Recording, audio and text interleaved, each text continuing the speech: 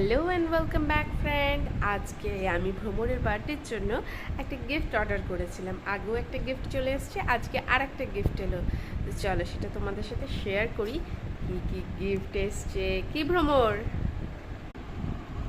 প্যাকেটটা এখানে আনবক্সিং আমি করে নিয়েছি, উপরেরটা। এবার করছি নিচেরটা। অ্যাট দ্য জু একটা বই এসছে, আর এসছে ডোরা। এখানে ডোরার কিছু পার্ট আছে।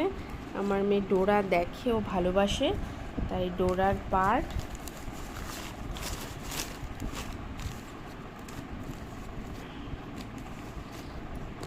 এই যেগুলো সব ডোরা। আর এটা এসছে দ্য নটি শেপ।